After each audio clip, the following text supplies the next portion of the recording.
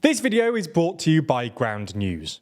On Thursday, anti-Putin Russian partisans from the Russian Volunteer Corps and the Freedom of Russia Legion attacked the city of Shebekino in Belgorod. While Ukraine denied any involvement, there's good reason to think that Kyiv was at least made aware of the attack in advance. And the attack comes just a couple of days after an unprecedented drone strike against Moscow, and on the back of a significant uptick in Ukrainian missile strikes against targets behind Russian lines.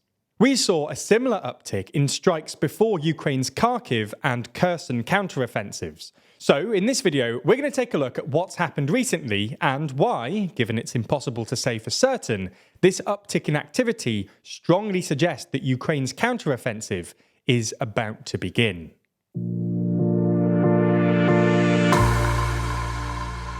Before we start, if you haven't already, please consider subscribing and ringing the bell to stay in the loop and be notified when we release new videos. So let's start by looking at what happened earlier this week. On Tuesday, at least 8 drones were launched from Ukrainian territory towards Moscow, with 3 of them hitting residential buildings, the largest drone attack on Russian territory since Putin invaded last year. Then, 2 days later, in the early hours of Thursday morning, anti-Putin Russian partisans from the Russian Volunteer Corps and the Freedom of Russia Legion attacked Shebekino, a small town in Russia's Belgorod Oblast that lies just a few miles from the Ukrainian border. Provisional reports suggest that the troops were supported by at least 1 tank, heavy artillery, and a handful of armoured vehicles. The administrative centre and the local monocrystal factory, which manufactures high-tech electronic components, were both hit with artillery, and it looks like the city was quickly evacuated, with queues of cars at local petrol stations. This comes just a week after the same groups advanced into Belgorod, another small town in Belgorod near the Ukrainian border.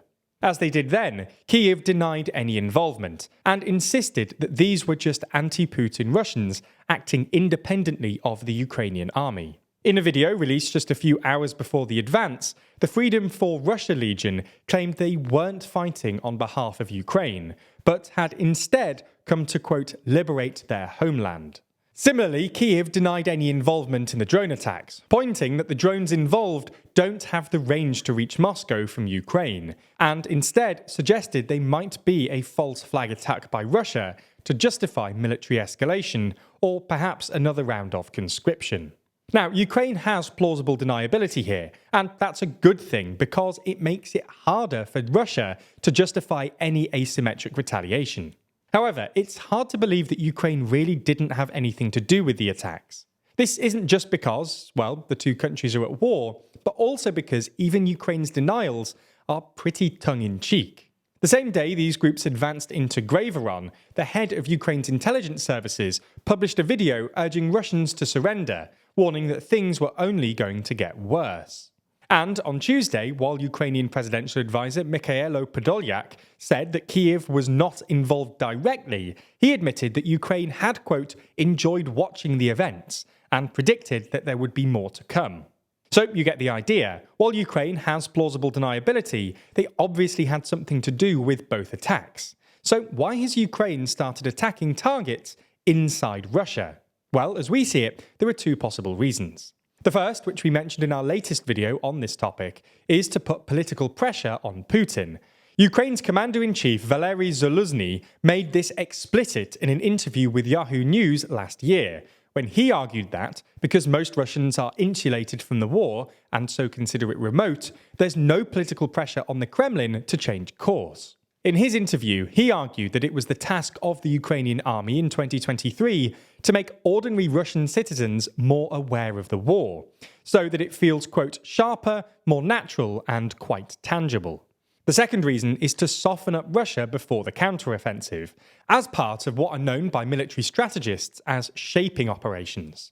Basically, shaping operations are small-scale operations that aim to weaken an enemy's force ahead of a larger operation.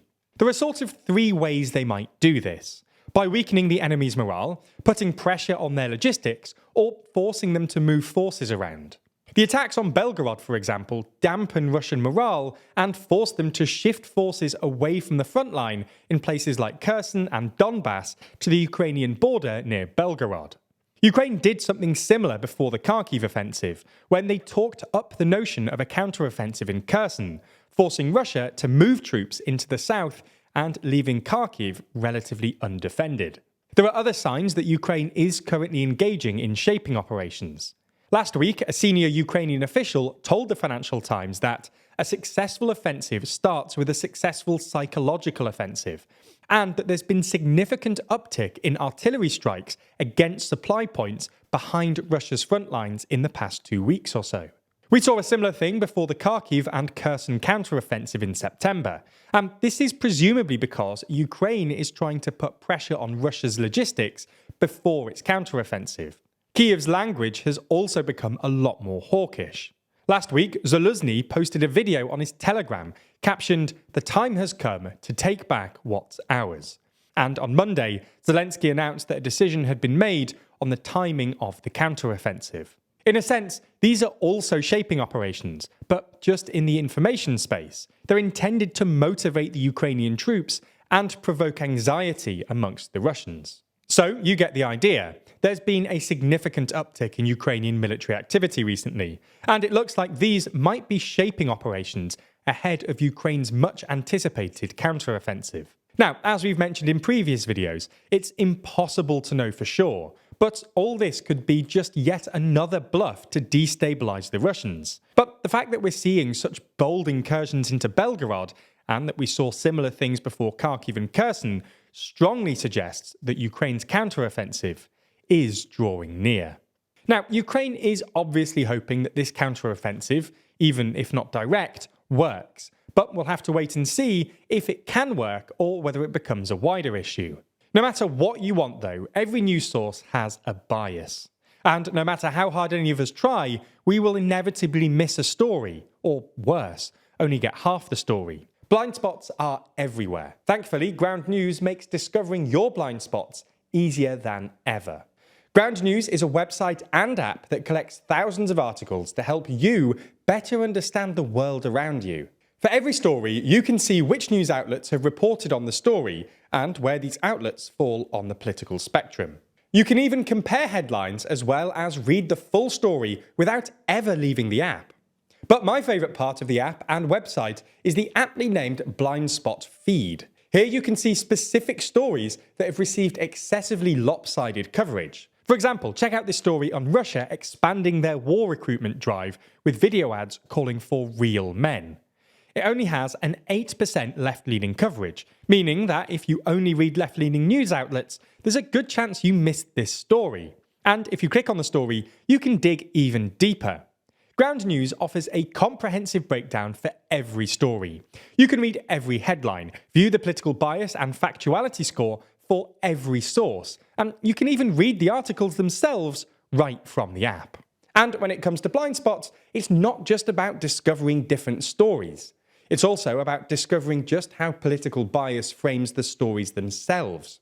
So even if both sides have reported on a story, their framing could be completely different. I have Ground on my phone's home screen, and I cannot recommend them enough. Because of this, we've decided to offer a special 30% discount for Ground News' Vantage subscription. You can only access this discount by clicking on the link below. So check it out and help support an independent news platform working to make the media landscape more transparent.